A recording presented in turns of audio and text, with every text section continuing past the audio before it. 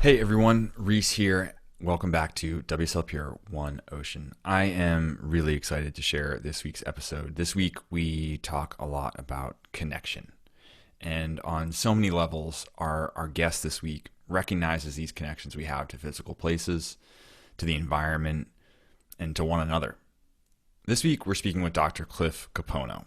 In this episode, we've ID'd Cliff as a surfer, a scientist, and a storyteller. But more accurately, he's a sponsored professional free surfer. He has a PhD in molecular chemistry from Scripps Institution of Oceanography, no less. He's a filmmaker producing short films and series exploring the intersection of surf, science, art, and the environment. And that's not even the half of it. If you were to go to cliffcapono.com/news, there's a ton more there. He's a busy guy. But at the end of the day, he's also just Cliff. He's a very kind, very humble, very present human being. I feel really, really fortunate to be able to call Cliff a friend. And honestly, I have so much respect and admiration for Cliff that I'm worried this intro won't even give him his just due. But I also want to get to the episode because you're here to listen to Cliff, not me. So I'll shut up and get to the episode in which we talk about the way that Cliff views science and culture as one and the same, how he always finds subtle nuances of an issue, and how his indigenous Hawaiian knowledge and his experience in conventional science show that we are all connected. And that's pretty topical because this coming Sunday actually is a UN holiday. It's the International Day of the World's Indigenous Peoples. And that's important because we can't talk about saving the ocean or protecting the planet without recognizing, including, and supporting our indigenous populations around the world. So we're stoked to have Cliff on the show, and we're stoked that our friends at Hydroflask are supporting this episode. Cliff's actually an ambassador for Hydroflask's Refill for Good campaign, and it's rad that they support people like Cliff who are working to make positive environmental change. So thank you, Hydro, for the support. All right, I'm stoked in this episode. I'm going to stop talking. Let's get to it with our friend, Cliff Capono. Cliff, great to reconnect, man. Good to see your face. Same, brother Reese. How are you? Good, good. Just taking some much needed time to rest on the Big Island. I think Yeah? it's been a pretty hectic few years of moving about and I think this is the longest I've been home in maybe like 10 years. So I'm stoked. It seems to be a common theme among a lot of the people I'm talking to. It's like, this is the longest I've been in one place in years. And you particularly, I mean, you have been around the world with both surfing and pursuing science and, studying over here in California for a while. You've been all over the place. So I can imagine it must be nice to kind of be settled. Yeah. And it's good to be able to kind of just notice like the seasonal changes. The season changed. I caught kind of the tail end of the winter, and then it moved into the spring, and now we're moving into the summer. And I kind of miss being able to just see just those kind of subtleties in the environment that change, from certain plants flowering to certain birds migrating and then leaving. The whales, actually like seeing the last whale leave for the whole year is kind of a special thing where when I'm kind of just jamming around, I don't really notice it too much. I just, the whales are here, the whales are gone, or this bird is here, then it's gone. And it was cool to see like a bunch of them and then down to the last few, and then kind of be like, hey, you're that like last trailer straggler that moves on, and hopefully we see them next year. So it's been pretty cool. Yeah. To be at home and see that. It's nice to connect to your place. I mean, I feel like since I've been working from home consistently, I now notice like, oh, there's that family of crows. Like they come at the same time every day to the same tree. I think back to, growing up where I grew up on Cape Cod, like my dad could tell you which foghorn was which, and we knew which, the ships are here because they were going after the squids, and then, the squid boats are gone. Like you're just in touch with the seasons and the place. Yeah. And it's just nice to kind of actually be settled and be in touch with place instead of just being floating. But like to first ground us in a place, I don't like to try to intro people too much. I always like people to be able to say who they are in their own words. So, in Cliff's words, who is Cliff Capono? I can call you a PhD, scientist, surfer, whatever, but like, who are you? And I know you're going to give me a kind of a smart ass response off the bat. Human. That's There Cliff you go. Capono See, is human. yeah, there's Cliff the human, but you're from the Big Island, yeah. Yeah, I'm from the Big Island, and I I moved back home in the end of 2018 from a 6 year stint in San Diego, California, where I was finishing up my graduate studies in chemistry at UCSD, and also did a program at Scripps Institution of Oceanography. Meanwhile, really just getting exposed to a lot of new opportunities in surfing.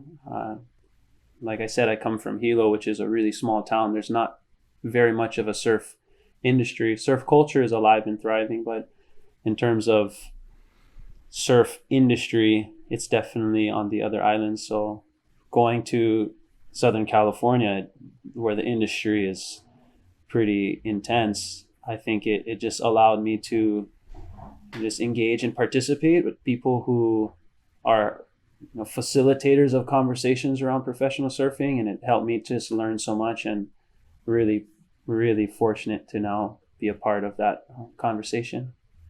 So that's interesting.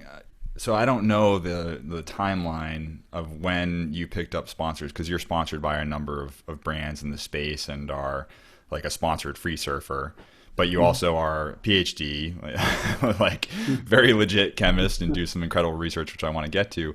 But it was actually it was coming here to the U.S. To the mainland that essentially exposed you to sponsorship. Yeah, That's so I interesting. didn't like I mean, in Hawaii it's so competitive, and really the focus, I would say, is around the North Shore, and that's, we all know that's the proving ground. That's where the industry descends for 6 weeks out of the year through the contest, and it's the world descends here, and sometimes it's the more, or it's the hottest story that makes the headlines, and it's, very difficult for a kid from a rural town on the most eastern island to create enough noise, especially where we grew up. We don't like to make a lot of noise. We just Yeah. try to let our surfing do the talking, which that's the hard part. How do you demonstrate your ability without seeming like you're not being humble? And it's a Yeah. funny line to balance, but by going to California, there's a lot more, I feel, opportunity outside of just a contest or outside of one wave. I think there's some key waves in California, and I was fortunate to be living right above some of the waves in San Diego that are most noticeable, and being there, and then also moving up the coast, not moving, but just traveling up the coast and surfing some of these famous waves that I grew up looking in the magazines, or in the surf films, places like, I mean, they don't have to be getting crazy, like Trestles or Yeah. Malibu, and then Yeah. all the way up to, I mean, Half Moon Bay, and um, the whole gamut of waves, and the waves that no one talks about, or I mean, people know that we're not supposed to talk about, being able to experience waves like that. It was crazy, the amount of waves within a day's drive. Where in Hawaii, we have a lot of waves, but it's almost like people only really care about pipelines. So, you know, that's Yeah. that. So that's fascinating because I feel like I first heard of you and discovered you on the internet or whatever, around your surfer microbiome project. Like that's when I Mm-hmm. remember learning of you. I didn't learn of you Yeah. because you were a surfer. I learned of you because you're doing this Mm-hmm. interesting research, and I was like, oh, that's fascinating. And I was like, oh, and it's a surfer, and oh, that's cool too. So I don't know. Maybe you want to. Maybe let's start there because at this point now, you and I have so much overlap with the number of groups with which we partner and work with, from Yeah. Surfrider to Save the Waves to like all Mm-hmm. these. It feels like, how did we not know about each other? Yeah. But I remember when I first kind of discovered you, I was like, wait, what? What is this all about? And it was fascinating to me learning about your research, and understanding, what my microbiome looks like is based on where I surf. So maybe like a quick one on, because I don't think we have time for the full Yeah, Science yeah, yeah. I mean, lesson. yeah, totally. I mean, basically, it was like I said, lifelong surfer, loved the ocean. Moving up to San Diego to pursue education. Just on the backstory on that, I just didn't know if I felt a big responsibility to try to improve my community, and for myself, I used surfing growing up to elevate my status in my community, but it got to a point where I just didn't believe in myself enough to think that surfing alone could improve my community. So I seen education was actually a way where more people felt empowered to know that there was someone from our community that could get a PhD. So that's what I chose. I made that. And it wasn't an easy decision because among my peers, a few of them did go to the world tour. A lot of them won big, international competitions, and we're still good friends. And I just didn't think that I could do that. And I was like, what can I do? I can go to school to help my community. And when I went to UCSD, I was studying coral reef, and that was my main focus. And I ended up having a scholarship to study the coral reef for the first 3 years of my graduate program. But it came to a point where I couldn't get another grant studying coral reef. Coral reef conservation and research is highly competitive. People are asking, there's hundreds, maybe thousands of individuals trying to get money to study the ocean. And I didn't get the grants that I needed. So in order to continue the type of research I wanted to do, I had to think about another organism that no one else was studying. Science is very much about being the first or the only unique research topic. Right. And I just kind of by default looked at something that I was just as passionate about, and it felt a little selfish, but I was like, I'm going to study how surfers are connected to the ocean. And for some reason, there was enough support within the academic field to say, okay, what's your question? And that question was, how do surfers relate to each other on a molecular level? And also, how do they connect to the ocean on a molecular level? And these are things that are intuitive to us. We feel like, oh yeah, I feel connected to another surfer. I feel connected to the ocean, but there just wasn't enough empirical evidence to support this type of thinking. And I was awarded a grant to go out and investigate this. And how I did that was I traveled to like Morocco and Ireland and England and all California, throughout California, back home, and I just sampled surfers, and I looked at the different bacteria, the DNA, and also the chemistry that exists on and inside of them, to see if I can find any type of molecular signature that connect everyone. And did you? I mean, I found a few. Yeah, I found a few. Like I was looking at using a different type of profiling techniques. We use a tool called mass spectrometry and also DNA sequencing to investigate what do these molecular signatures look like. And then using different statistics, we're able to find trends in the data, or, these key findings that demonstrate we are connected. And that's what I found. I found that on a molecular level, the types of bacteria that exists on a surfer are common if they frequent the ocean enough. And statistically... I was just going to say, so to like explain it in layperson terms, surfers who surf the same break will have more in common on a molecular level than maybe with like a family member or something. So say I surf and my partner doesn't, but I'm going to have at the molecular level a lot of things in common with the other people who surf the same places that I do, more so than my partner with whom I live, or my sibling with whom I share DNA. Is that a fair summary, or did I just butcher that? You're more molecularly related to someone in Morocco that surfs than you are to someone who doesn't surf that lives down your street. So it's not even like surf the same break. It's like surfers, because we're in the ocean. Yes. That we have... I just got chills thinking. I didn't realize it was about internationally. I thought it was just if you're surfing the same break, then you get really the similar molecular... Whoa. That just tripped me out. When we hear the ocean connects us, it's on a DNA level. And it may not be altering, well, there's no evidence yet to support that it alters our DNA, the human DNA. Sure. But this microbiome that we talk about, the human organism isn't just human cells. We're starting to recognize that the human organism is made up of human cells alongside symbiotic bacteria and fungus and protists and even viruses. That's what makes an individual truly unique.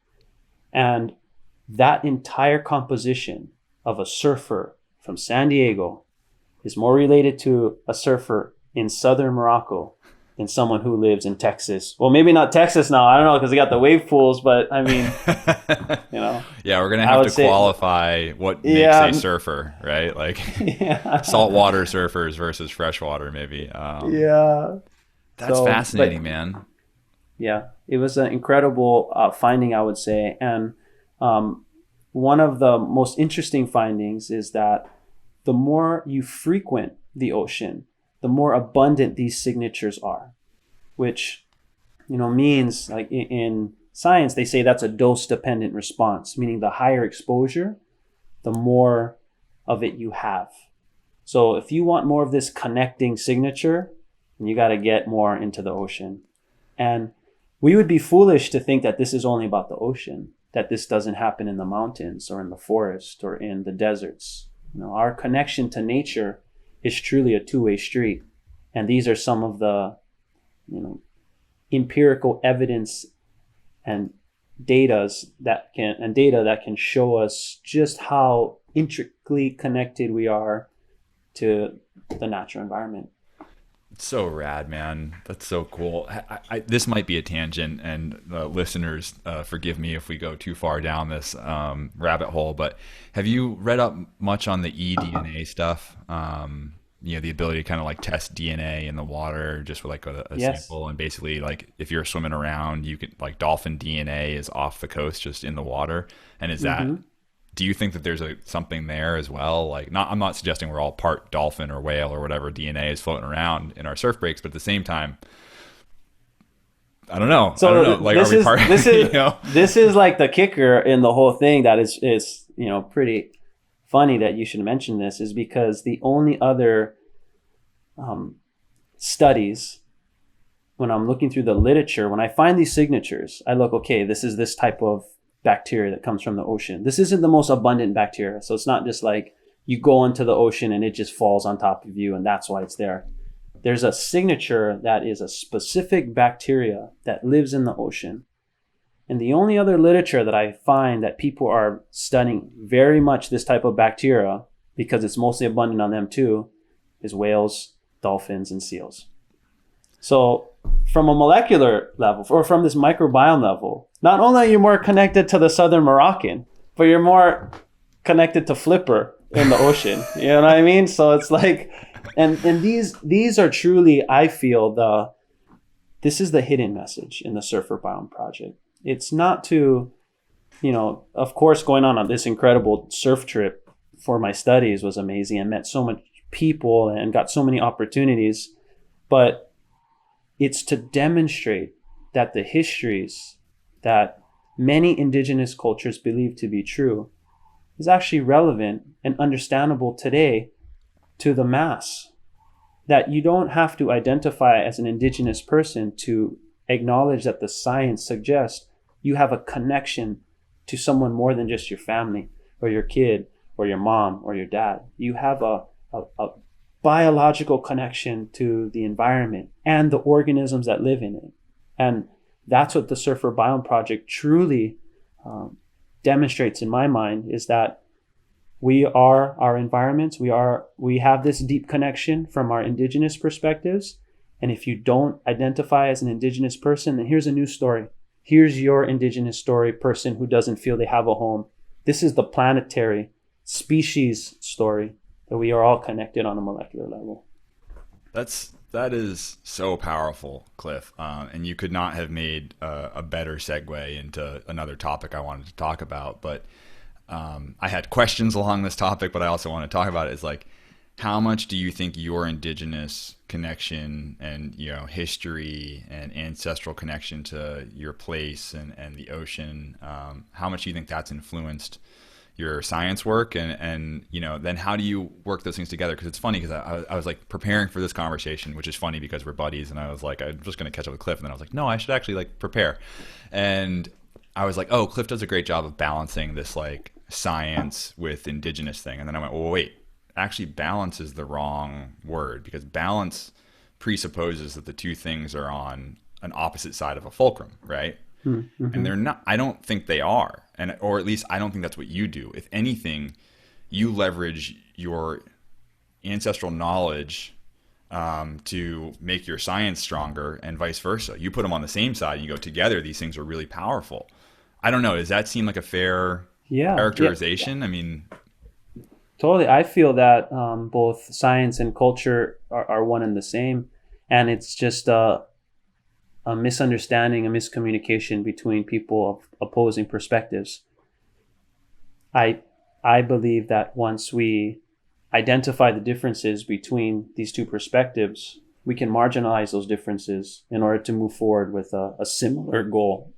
And that's how I always seen it. I don't feel that I mean, what is science really? If you Wikipedia, it's basically trying to understand where we fit among the universe and using different ideas as ways to explain it. And the ideas are tested for us to determine whether they are kind of accurate or inaccurate. So the difference between, I feel, a lot of conventional science, I would say today, is that conventional science, this idea of making an observation, asking a question, testing it, and creating a theory, that's on the order of, say, months to maybe years. Whereas indigenous science and more traditional science, it's over centuries. That's the time scale of the experiment.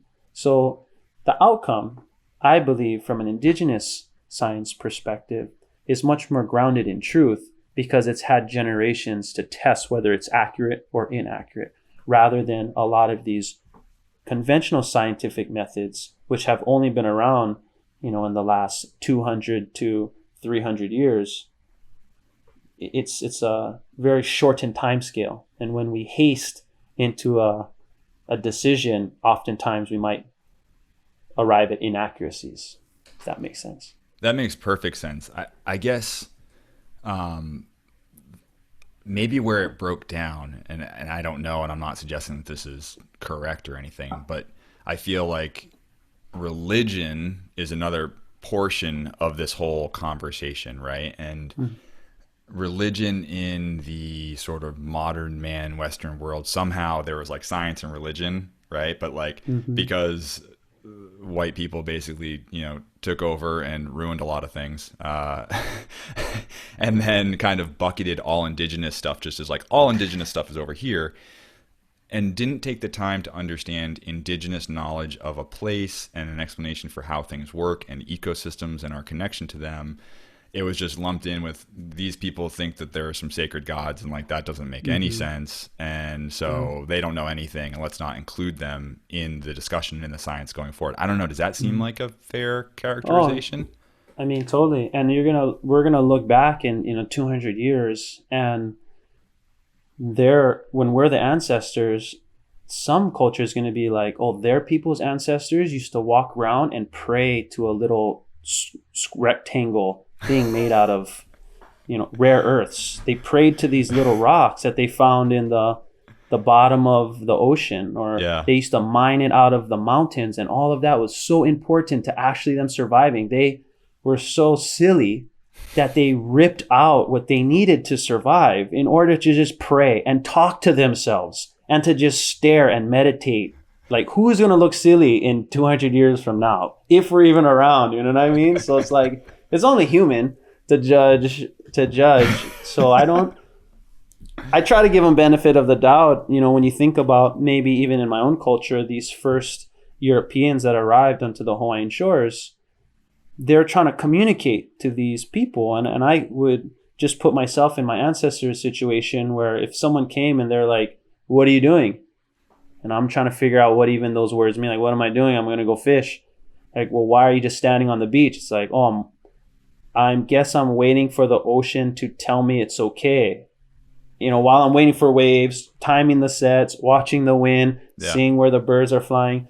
They're like, the ocean's talking to you? And like, yeah. Like, oh, would you say you're like praying to it? Like, what's praying? Yeah. You talk to the thing and it talks to you. You're like, oh yeah, fully I pray to the ocean. They're like, oh, pagan, like you're the devil, So it's just these misunderstandings that probably resulted in this marginalization of a way of life. Which is insane because indigenous people represent I think it's close to 500 million people on the planet.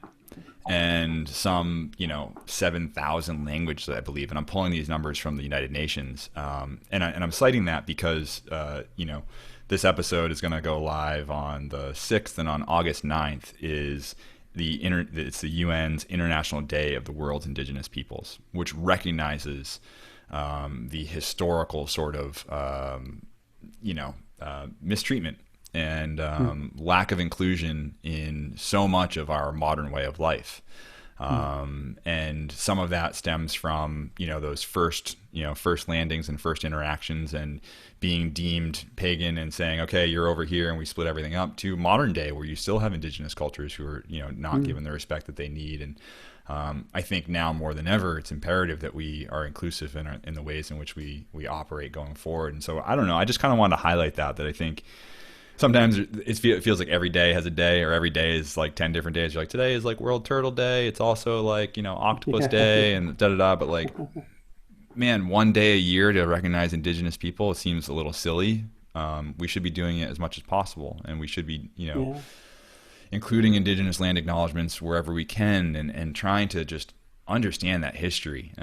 So I thought it was important to bring up. And I think you've done some of this work. I've seen you do some of this work in some of the events that you participate in, and the way that you represent Hawaii and the way that you speak about it. I don't know. Is that, it feels like it's a thing for you.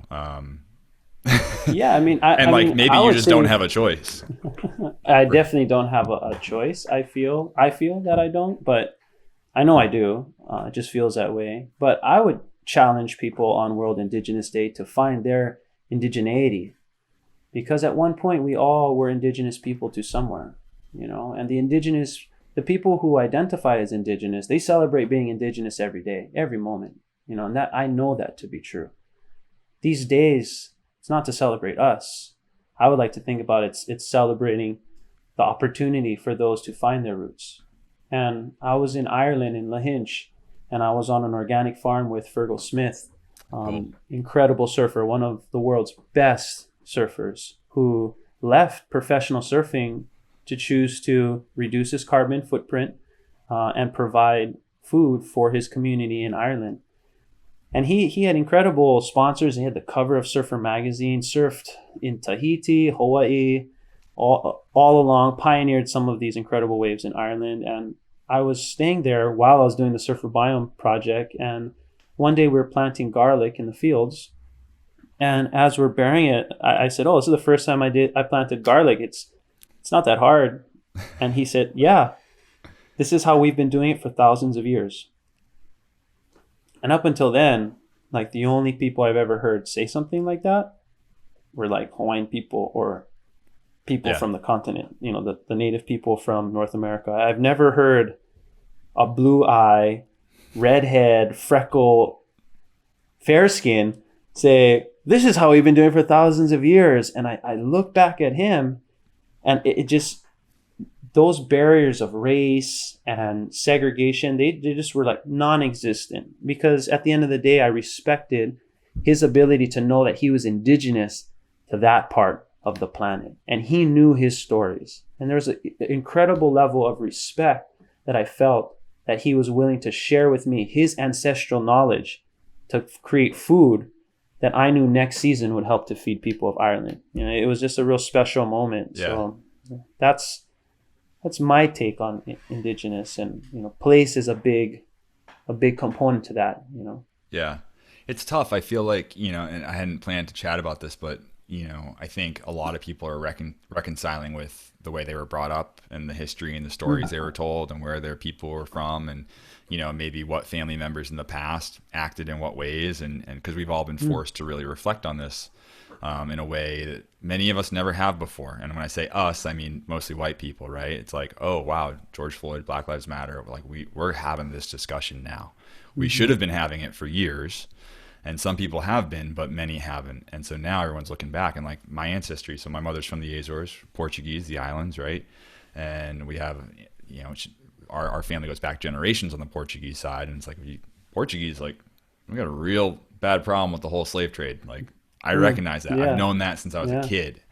And on the one hand, I'm proud of my Portuguese heritage, and I'm proud of, the way my mother has been a proud, Portuguese citizen. I have Portuguese citizenship, and I'm proud of that sort of seafaring, people. And my family back in the Azores had a pineapple farm, and I'm really proud of that. But on the other hand, I'm like, man, I really hope I don't dig up and find out that we were who was working there we're running on those the boats. pineapple fields. Or totally right. Like who was working on those fields, or like were we shipped, and it's like, but at the same time, I feel like one thing I really respect about you and the way you approach a lot of things is that you always find the nuance in everything. And we have to have that nuance. Like, would that history, if that were my family history, it's not that I know of, but if it were, does that make me a horrible person and unable to be a part of the movement now for better? And I would say no, because I want to do good, right?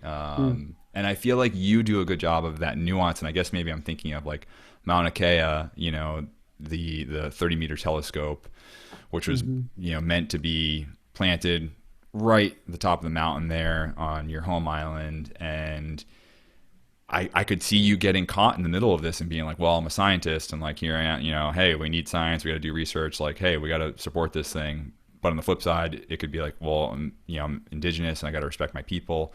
And I feel like you ultimately landed there, but your whole thing was, we got to have the conversation. Like, we got to figure out how we do this together. And I don't know if that's a fair characterization of your position on that, but I always respect the way you find the nuance in all these issues and the way you represent that.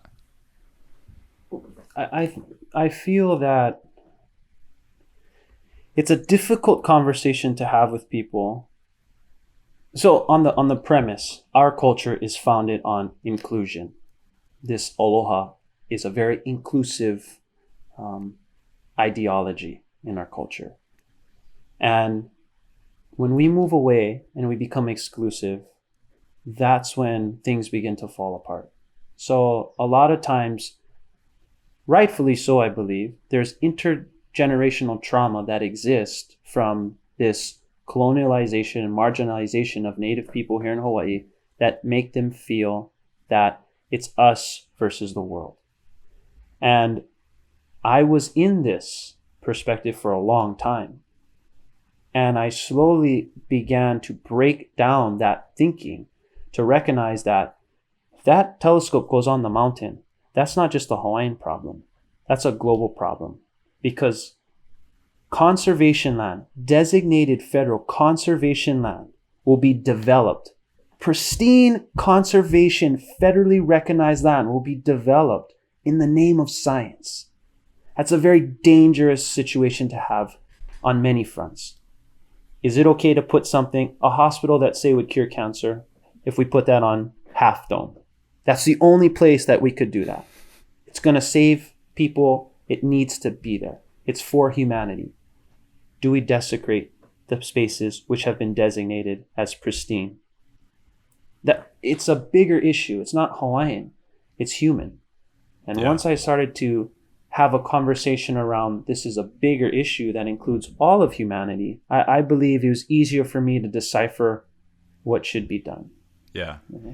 And you're talking about setting precedents. Like, what are the precedents that we set for the ways in which we'll treat the planet that we're connected to? And, do we set a precedent that this is okay? And of course, arguments like these can be really simply reduced to, oh, it's science versus ancestral land. It's like, it's not just science. There's like economics there. There's a whole lot.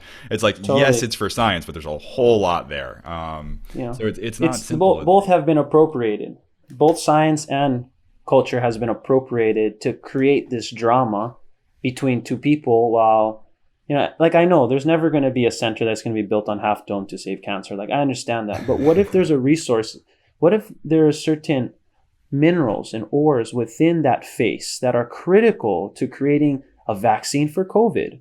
And whether people agree with that or not, that's the demand that's relevant in our times. Is it okay to just extract from that place? Yeah. I would argue no. If there was enough thought to put into protecting these places, why are we going to begin to be taking from our reserves? You know what I'm saying? It goes back to the thinking that you mentioned before, which is the long-term thinking and having it, looking at our various baselines and thinking about, okay, we need this thing right now, but what new problem are we creating by doing this action now? Or what other greater solution are we missing by acting in this way now? And I think about the ways in which we have gone, okay, cool, we got to get off fossil fuels. We need electric cars. That means we need batteries, which means we need minerals. So we got to dig up all the minerals. Yes, we need, yes, but what problems are we creating by creating battles? I'm not saying we shouldn't be getting off of fossil fuels. I agree that is the solution. That's the path we need to take. But let's be thoughtful in the ways in which we start to go down that new path, especially as, these are our chances to kind of right the ship and set the right course. I mean, like we spend so much time as a species just cleaning up after ourselves. And so wouldn't it be nice if we kind of took a very thoughtful course forward that is inclusive of that broader thinking of a place, and how to build a sustainable future? I don't know. Maybe that's too much to ask. No, I mean, that's where technology, I feel that's where technology can play a role. Technology is advancing the ability to perform. And, right now, the technology is inhibiting us from advancing. So there's room to develop. And I think it just requires us to invest into these technologies that have the potential to do good. It's not the answer right now. A lot of the brands that, I work with, they're not there. I don't think any brand is quite there. But that there are divisions or entire, the entire division of the brand, if they're moving towards finding out what is that new technology and they require the consumer to help push that technology, I'm on board with that. I don't know all the answers and I don't know where we're going to go, but if there's an opportunity for me to engage in a conversation around developing positive technology to be a better environmental steward, I'm on board with that. Yeah, and that brings us to another great topic, which is like you occupy this. It's such an interesting space, right? Like you are sponsored as a surfer, but you aren't just surfing. You're doing science, right? And so you're doing a lot of your science and a lot of your work is for conservation. I mean, you have spent time with Native Lake Water, Surfrider Foundation, Save the Waves. You're an ambassador for WSL Pure. Who else am I missing there? I feel like it's Sustainable Coastlines you hang with, Parlay you hang with. Like you've been a part of so many groups and done so much good work. And so you are very generous with your time in this conservation space. And then on the brand side, you're really thoughtful and you're always very nuanced about how you approach the brands. And so full disclosure, we're really psyched to have Hydroflask supporting this episode. So they're one of them. So we're going to shout Hydroflask. But I just think it's cool the way that you have had to be thoughtful about that and the way that you phrase it, because we know that consumerism is a challenge to our existence on this planet, and we traditionally overconsume. But there are certain products that'll help us not consume so rampantly. Is that fair? And while we're at it, I'm going to pull up the Hydroflask campaign because you're a part of this thing. Yeah, I think there's always there's these opportunities where there are now brands out there, and there's certain brands that are willing to support a lifestyle around conservation or being a steward, and Hydroflask is one of them, which I'm very lucky to be a part of the ambassador team, especially in this Refill for Good campaign. And when Hydroflask first came to me, explaining that they're expanding this ambassador team, I didn't know if they were just asking for my recommendations of people. I didn't even know they wanted me to be a part of this team, you know. But looking at It's like literally, hey Cliff, we want you to join, and you're like, me? You want someone else? Yeah. No, this guy. There's so many incredible people out there that are doing amazing work that sometimes I even feel like I'm not doing enough. But that they're willing to launch these campaigns that are specifically catered to trying to understand and put a feeling of empowerment into the consumer or into the everyday person. I think that's pretty incredible, and it's pretty awesome that there are brands out there like Hydroflask that are willing to take the time and invest in people to have a lifestyle of, like I said, stewardship, and that's hopefully that becomes the new standard. Yeah, I was so like Lakey and Ace and Paige have also been pure ambassadors, all professional surfers on tour.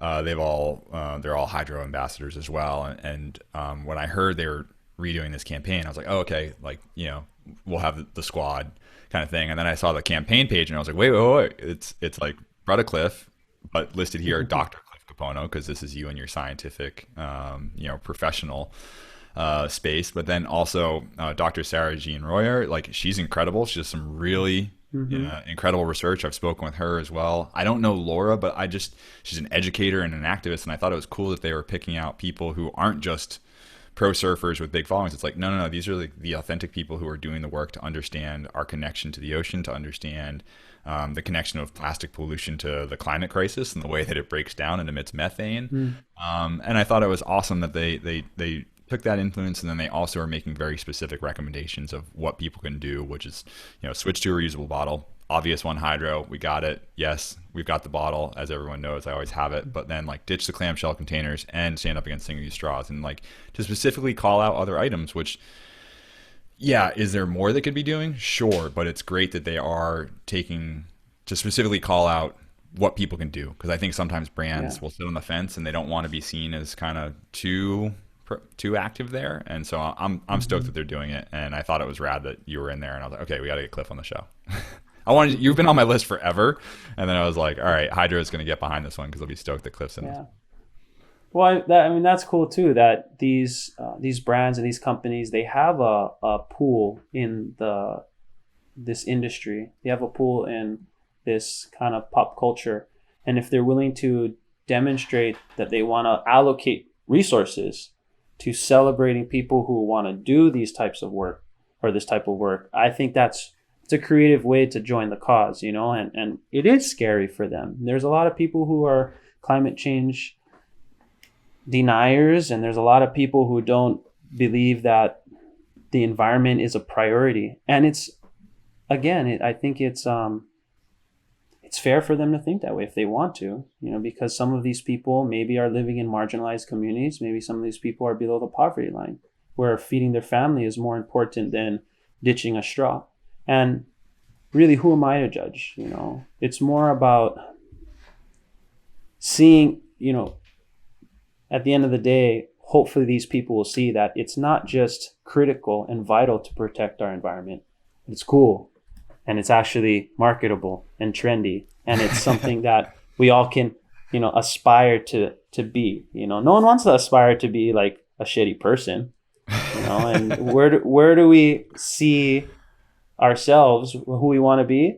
It's a lot of times the media shows us what we are, which has its negatives, but a lot of times media and culture demonstrates and celebrates who everyone else should strive to be like.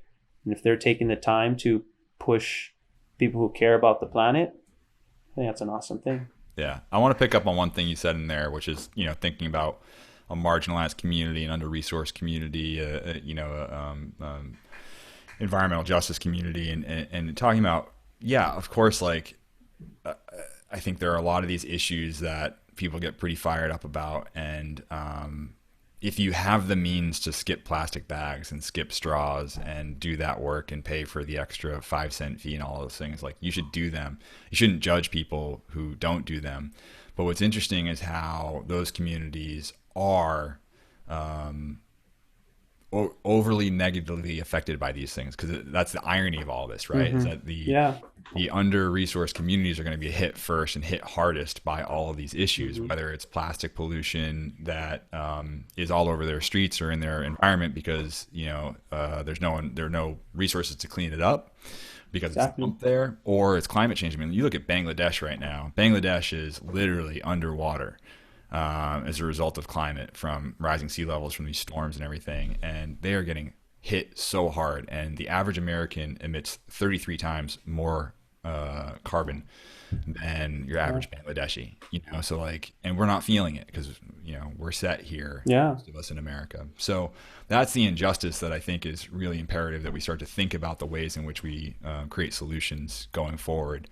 But you also talked about being kind of like the models that we see in the media, and obviously the media, we're not going to go down a whole media, that's like a whole other series that we can start. We can co-host a whole series in the media. But I do think media has changed, right? And we're all being influenced Yes. in many different ways now, whether you're getting mainstream media or news or whatever, or social media. And I think you talked about modeling, and like, that's what I see you as, Cliff, is like, you have become such this unique model that's really different for kids who are growing up today and saying like, oh man, I can still surf, but I can also pursue education, or I can pursue science, and I can also do these other things. And like, I don't know how intentional that is, but I think it's an incredible thing for people growing up today to see there's a different way to do it, to prioritize education, and looking at the way that you still connect that all back to your community and trying to do better for your community. It's not a question. Yeah, I mean that's real. It's just That's a real statement. kind of you to say, and and I would have to give credit to the people that support me. The people at Visla, the WSL, and also the media, Surfer Magazine, Surfers Journal, Stab, online. All these outlets are taking the time to support a conversation around not just the environment, but indigenous perspective and alternative in surf culture, which I hope continues, because I feel that's what it really was grounded in. Surfing was really, well, at least in the media side of things and the celebration of a lifestyle. It's a feeling. It's that lifestyle that I believe we shouldn't have just this homogenous perspective of surfing is only at the competition level, which competition is important. We need champions to celebrate. We need that. It's in our storytelling of being human, the champions that win the world titles. Like, that's important. But there's also another part of it, that you can still feel like a world champion without ever having to compete in a contest. There's so many people that I'm sure feel like they won a contest when they just score perfect waves at Cardiff Reef, or down at La Jolla Shores. These are, how can we celebrate these type of wins? Because they're competing on a whole nother level in life. They're not competing in a jersey. They're competing by having to wake up every day and crush their 9 to 5, come back to their family, or they might be going through their own issues. And when they catch that wave, that feeling is real. Like, no one can say that that's any less of a real feeling than when, Italo wins. It's that feeling of, I've accomplished something. That's important. And I feel that by brands supporting this culture, this lifestyle, the alternative thinking, and just being in the ocean, it's really cool. And I hope it continues, and I hope it only grows from here, where it's going to become very common for a professional surfer to have advanced degrees, or to be able to create maybe not just contests for the kids, but maybe schools or hospitals. Like, that would be insane to have these professional surfers also have opportunities in taking care of their community and on a pretty massive level. I've noticed a lot of the Olympics got canceled, and we have these Olympians that are registered nurses or doctors or activists, where because they're not competing in the Olympics this summer, or this summer, they're taking that time and they're joining movements, these activisms. They're joining the hospitals to fight COVID. It's like these are like the best athletes in the world in these other sports. Hopefully surfing will do the same shortly. Yeah, well, I mean, that resonates for sure. I mean, that's part of the reason I took this opportunity to come here, is to we get to use surfing to do good things. Awesome. Great. Sign me up, because surfing's already rad, but now we get to go do environmental stuff and try to give back. And so we're still just getting started. Like, I feel like, we've done a bunch, but there's still so much more we can do. And I get inspired hearing you talk about it. I also feel inspired because you make me feel like if I make one wave at my local breakwater in 2-foot slop, that I get to feel like a world champion too. You gave me permission to celebrate. So if I can make a wave, you can claim it. Just claim I'm going to it. claim so hard Double the next time I fist. get to surf. It's been so flat and so weak here lately, and I have barely surfed, and I'm gonna hardcore claim whatever I surf next. Just have whatever flag you guys fly in Cape Cod, have that thing in your car, and just run to your car after you get a wave and just hold it up like, oh no, it's a Cape Cod guy claiming his 2-footer again. I love it, man. You mentioned in there surfers having advanced degrees, and I did have a couple questions from some of the teammates who were like, "Oh, you're talking to Cliff. Like, here's one." And so one of them was, and this comes from Dave Proden. He's the host of the Lineup with Dave Proden. Mm-hmm. He said, "Are you the best surfer in history to hold a PhD?" No, I'm not. And I'll go through it for sure. It starts just from my limited inspirations that I have. There's Clyde Aikau. He graduated from University of Hawaii. He won the Eddie Aikau Big Wave Invitational the year that they started. There's also strong number one. Ricky Grigg. He got his PhD from Scripps Institution of Oceanography. 30 years old, won the Duke Hanamoku Invitational at Sunset Beach. You got Sarah Gerhardt, who was the first woman to surf Mavericks. She also is a professor of chemistry. She rips. Up in Santa Cruz, California. Now you have the younger crop. You have people like Iski Britton, who holds a PhD in environmental science, who's also a postdoc studying social work and our social connection to the oceans across the planet. Yoni Klein, medical doctor from Israel, that is also on Billabong as a free surfer. Right.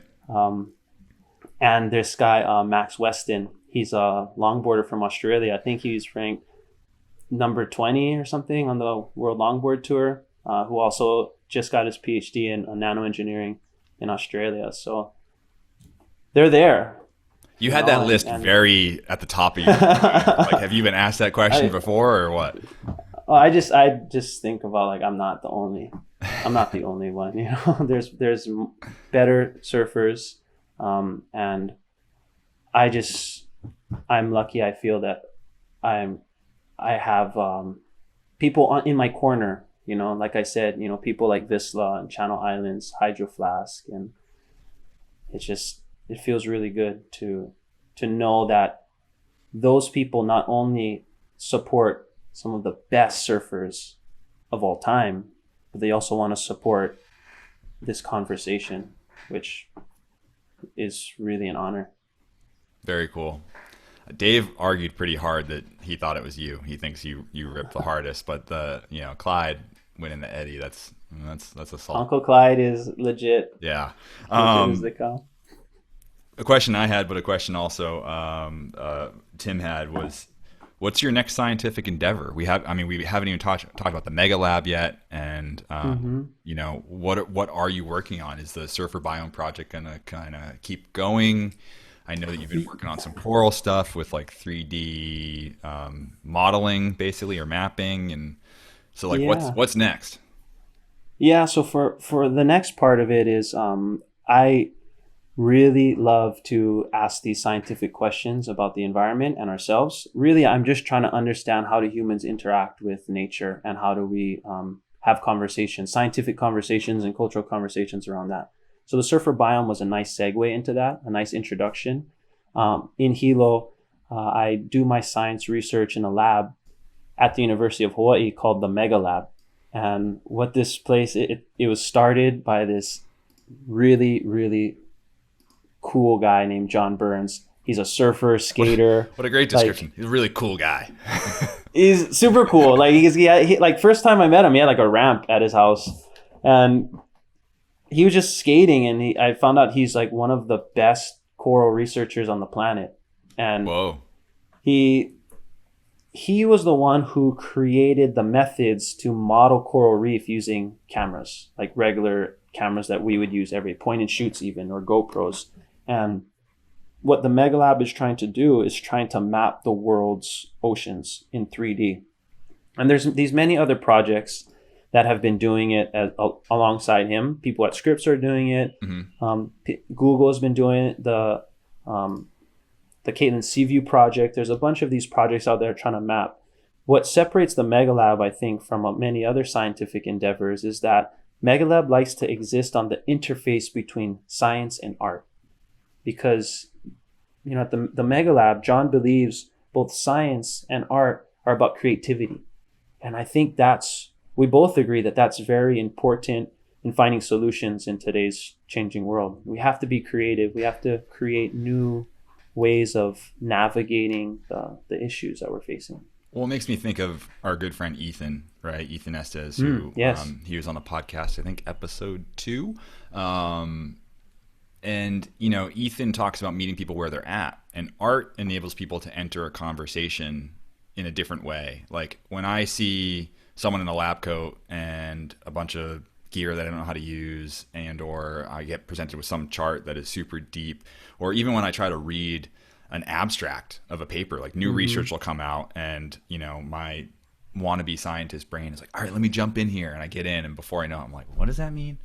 What's the science language? But when you have art, it's like, oh, I can access this subject from whatever point I'm at. And Ethan, I always love that you meet people where you're at. And I mean, there are a lot of people who say that, but Ethan was talking about that relative to the golf ball wave and to the plastic pipeline, and the way he like creates waves that people can stand in to see trash. And you're like, wait, how does this solve the problem?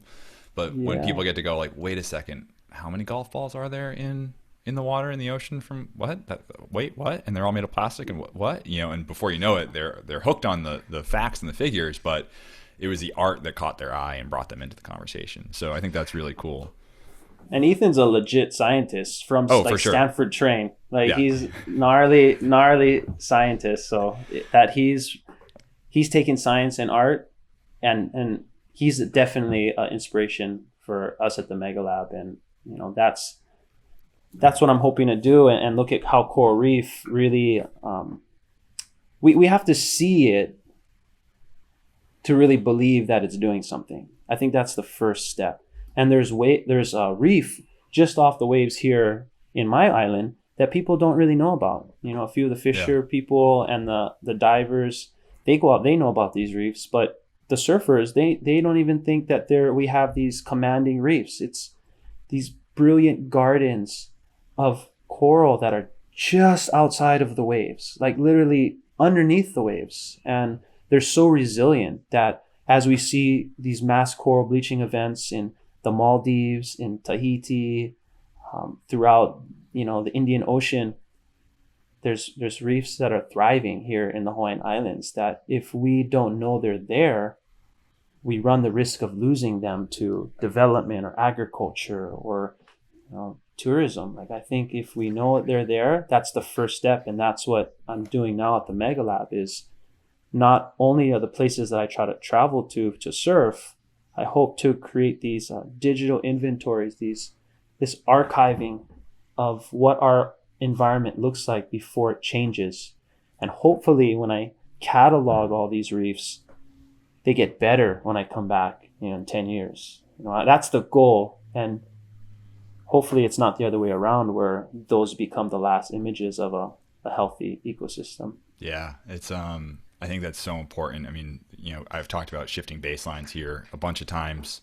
There was recently, I think, a study, or I came across it, and it was talking about how an entire generation of coral reef researchers from a Florida area have never seen a cropera. Is that the correct Latin term? Yeah. They've never seen one in the wild or something. And so it's like their expectations of what normal is is like, yeah, these things, Yeah. we grow them in labs or in captivity, and then we try to put them in the wild. We can't like discover, because they've just never seen them. It's the same thing with, Hmm. I'm from Cape Cod, which was named for the abundant Atlantic codfish, which is no longer to be found anywhere, Wow. right? The baseline has just Yeah. completely shifted. So it's super important that we document those things. Um, I want to try to wrap it up, and because I know we're both in rooms without AC and the windows closed and it's hot. This is my final question. If you could take anyone surfing anywhere in the world, where would you go? Who would you take with you? And what would you talk about? We'll say someone alive, but it can be alive or dead. It's like, this is your chance to have a Yeah. really important conversation with someone else. Um, I think it would be with Duke Kahanamoku. Ooh. I would love to talk to him about that wave that he caught that's been celebrated in our stories for so long, over a mile long, in Waikiki. To ask him, what did the reefs look like before they were dredged for the longliners and the importing of our goods and services? What did Waikiki look like as we were banned from visiting when he was born in the kingdom? What was that? What was that like for him to see our queen fight for our sovereignty amongst the colonization, amongst the world wars? Him having to go and swim for the American surf team, winning medals for America, and to ask him, this image that people celebrate, how does he feel about the image that is being told, his story, by people who aren't from Hawaii? I think that's what, right now, I would love to have a conversation and just feel that mana that he has. I have chills for like the 10th time this conversation, Cliff. That's one of the best answers we've had on that question. I really appreciate it. And you, I didn't plan to talk about this to you in depth, but you were in a project with Save the Waves about Duke and about his historic trip to California for the first time. What was that like? Maybe describe it real quick. And Yeah, that was actually the first time surfing was documented outside of Hawaii. It was in the mid or the late 1800s, and it wasn't actually Duke Hanamoku. It was Jonah Kuhio, and okay. they're the Pi'ikoi brothers. So it's three brothers that went up to San Mateo military school to learn the ways of the West as the kingdom was being threatened to be taken over. And the king of Hawaii at the time sent 18 children across the world to learn art, military, science, medicine, and all these different things, to come back to Hawaii in order to demonstrate that we have a very nice understanding of globalization. And as these three brothers were at San Mateo military school, they went to the coast during the summers to enjoy the ocean, and they lived right next to a redwood mill, and they milled out these olo boards. They're 16, 18 foot, 250 pound surfboards that were Massive. Yeah. reserved for the kings. Yeah, they were nobles, so they shaped what they believe was appropriate for their ranking, and they floated down the river, and they ended up catching waves at the San Lorenzo River mouth in Santa Cruz, California. And it just so happened to be during a swimming exhibition where there was journalists there who recorded, there's these Hawaiian princes who are doing surf swimming, riding waves back and forth in the middle of the swimming competition. So we went up, myself, Chad Jackson, who's a Hawaiian who lives in Central California, and Noe Koulukukui, who lives in Santa Cruz. We had replicates that Bob Pearson shaped up in Santa Cruz, and we reenacted that historical moment of the three brothers surfing on these boards. And they're super heavy, and it was freezing cold in springtime in Santa Cruz, and we were only wearing singlets, so it was very hard to get some quality rides, but we achieved that objective, I guess. And when riding those boards and feeling that moment that, over 100 years ago, that same thing happened in this foreign place. Yeah. It felt surreal to know that we were there before, and we'll still be here. I'm going to do everything I can to make sure that 100 years from now, there's going to be some kids doing the same thing. So yeah, it was a real incredible experience that Save the Wave put on. Yeah, that's awesome. I feel like it's cool that you got to have that connection to what that traditional version of the sport is or was, or that one version of it. And I mean, you're known for also surfing alayas and all sorts of different craft and connecting back to kind of the roots of the sport, which is so cool. But the Duke answer is solid, and I just feel like I would love to, if you do happen to hang with Duke, can I give you a Zoom recorder and will you record it for a podcast? Yeah. I love it. Cliff, anything else you want to share with our listeners or the world? Not that everybody in the world listens, but our listeners. I'll stay there. Yeah, thanks for having me. It's like always great to catch up, and hopefully some people listen to more than just a few minutes. Yeah, we went long on this episode, but listen, it's good, man.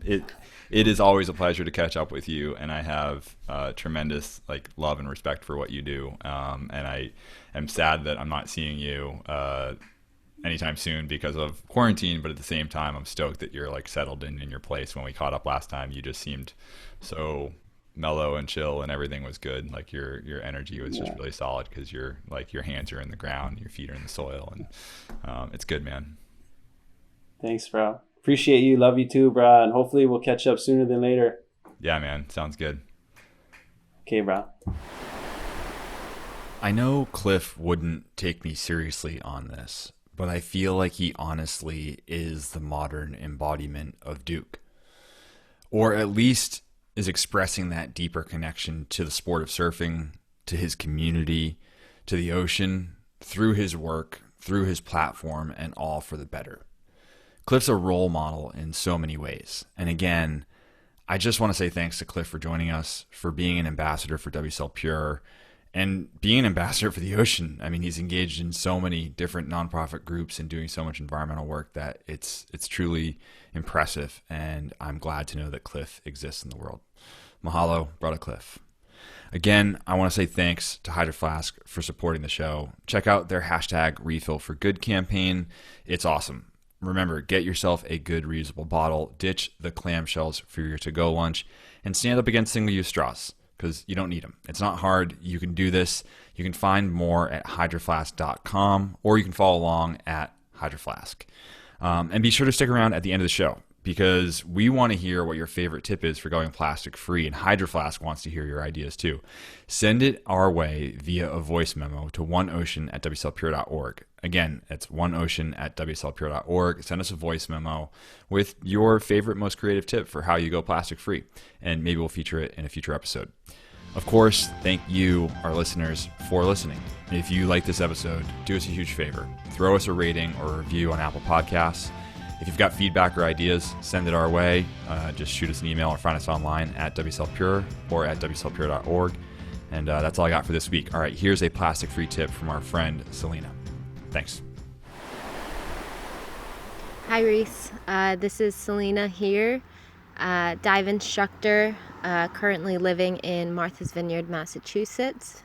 Very lucky to be here, surrounded by the ocean and the sun and just happy, healthy vibes. Hope everyone's doing okay.